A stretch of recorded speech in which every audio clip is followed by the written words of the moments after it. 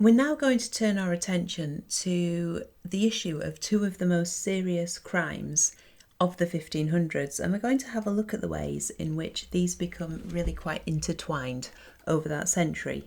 So if we start with treason, treason is challenging the authority of the king. And as of about 1400, because this is considered a very serious crime, particularly by the king who makes the laws, then from about 1400, the punishment for this is something called hanging, drawing and quartering. And this basically involved hanging the criminal by the neck until they were nearly dead, strangling them, and then while they were semi-conscious but still alive, cutting them down, castrating them, cutting them open, and drawing out their intestines and their vital organs. And once they were dead, their head would be put on a pole in a public place, maybe the town square, and their body would be divided up into 4 pieces, which again would go on public display, maybe in that town, in various places. Maybe they would be sent to different towns to spread the warning. They might be displayed on stakes, or they might be displayed in iron cages. But this is really a very strong deterrent for people, because it would have been so gory and so horrific to watch, and because the pieces were then put on display to remind people, it was thought to really put people off the idea of challenging the king. Now, the other crime that we have is heresy, and this is the crime of challenging the authority of the church. And from 1401, the punishment for this was to be burnt at the stake. Now, burning is not a new crime. Funnily enough, it was used often for women already, and that's because when women had committed a really serious crime and were thought to need a severe punishment, you can't hang, draw and quarter people without taking off their clothes to cut them open. And it was felt that that nudity was really inappropriate for women, because it's not okay when you're ripping somebody's guts out. So instead they would be burnt at the stake. And as of 1401, so are heretics and people who criticise the church or maybe start spreading their own religious beliefs. And again, burning was quite a horrific death. People would be tied to a stake, firewood would be piled up around them and then set alight. And people either died from smoke inhalation or sometimes from the shock of the burns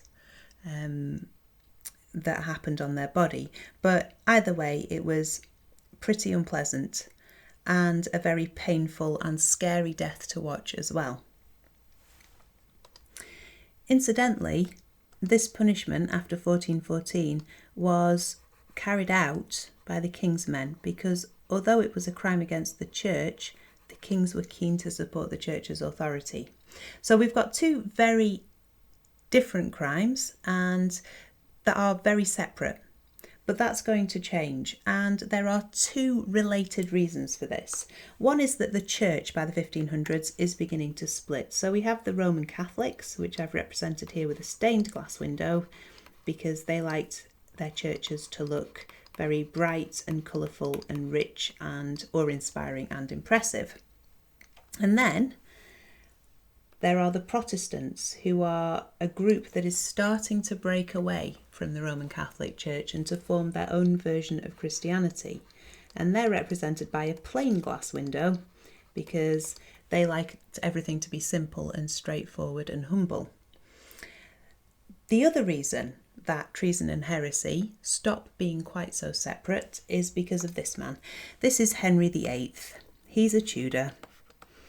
It's important to say about the Tudors, I think, that although they weren't necessarily very nice people, you'll have to be the judge of that, they were very successful rulers of England, and that's because they're very good at keeping control, and they're very good at extending their control over people's lives as well. So, for example, Henry is the first king to be called Your Majesty, because he demands it.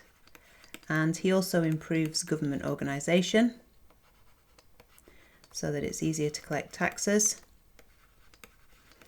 And he's very good at using Parliament and getting Parliament to pass laws that give him more power.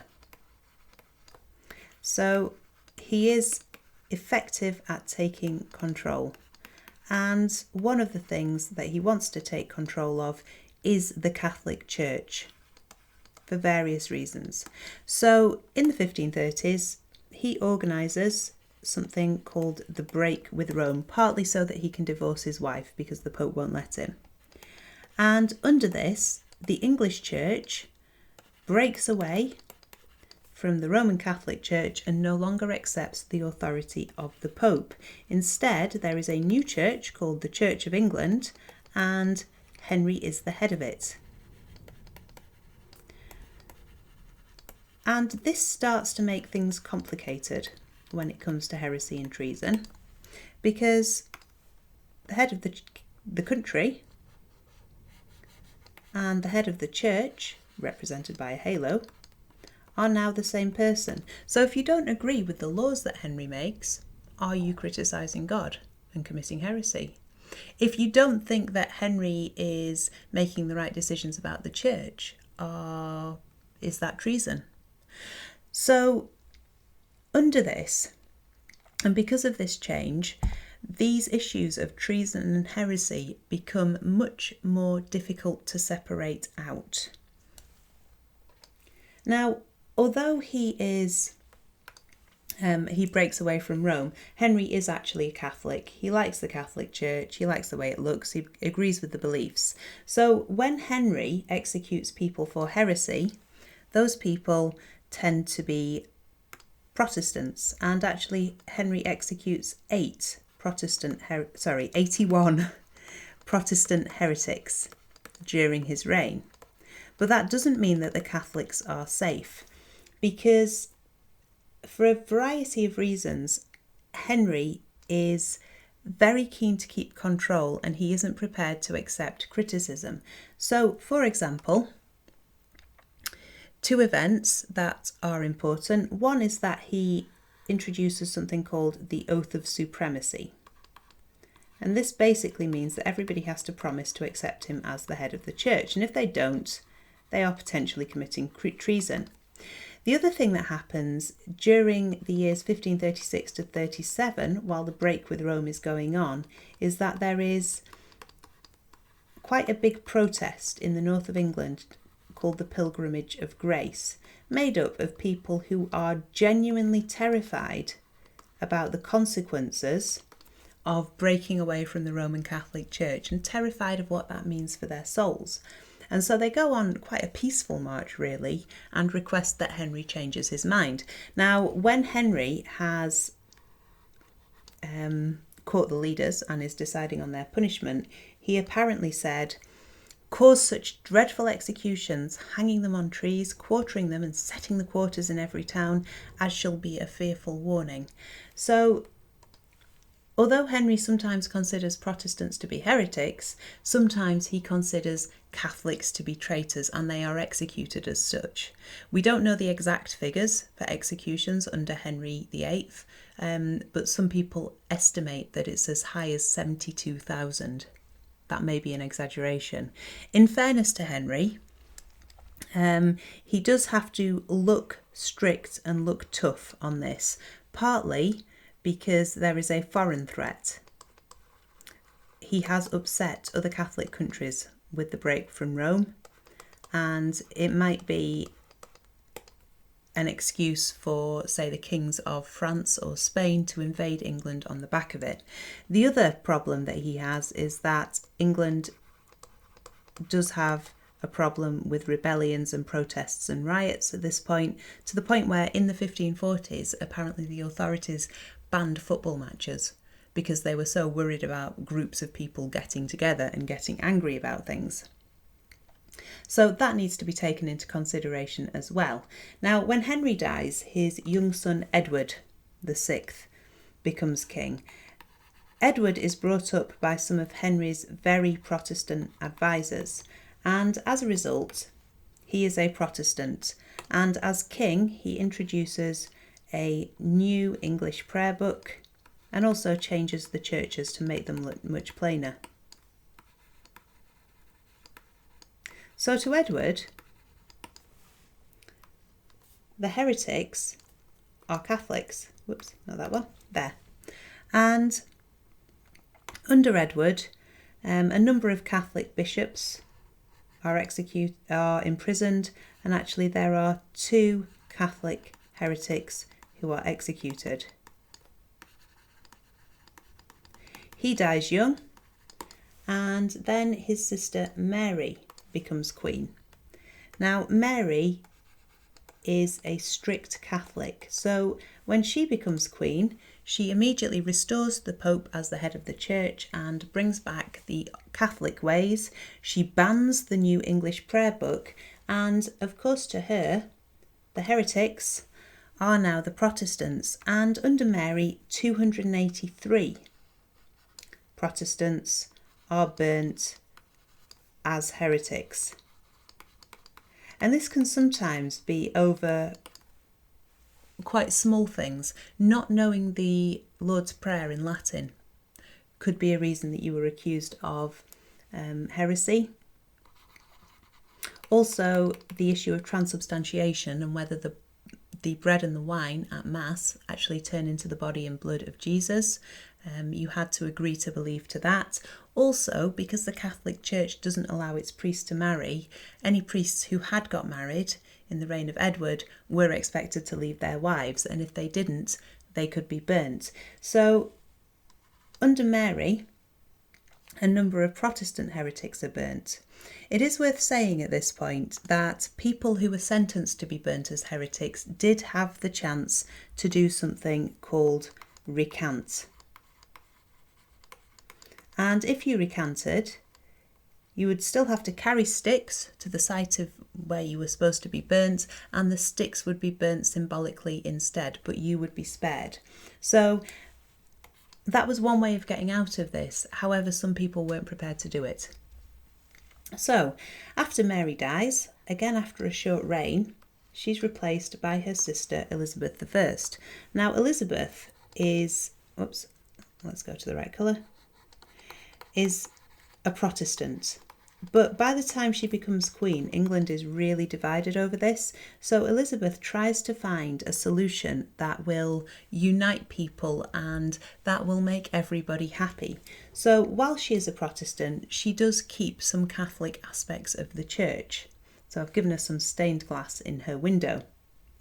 Now, under Elizabeth, because she is Protestant, again, it's the Catholics who are the heretics. And apparently 5 Catholic heretics were burnt by Elizabeth. And Elizabeth, although she creates a church to try and keep everybody happy, once she's created it, she isn't prepared to brook any complaints about it. So first of all, in 1559, she introduces another oath of supremacy. And this means that 1559, people have to swear to accept her not as the head of the church, because she makes herself governor of the church instead, because she thinks people will prefer that. So whereas Henry and Edward were head of the church, and then the head of the church is the Pope under Mary, Elizabeth is the governor of the church, but people have to agree to it with the oath of supremacy.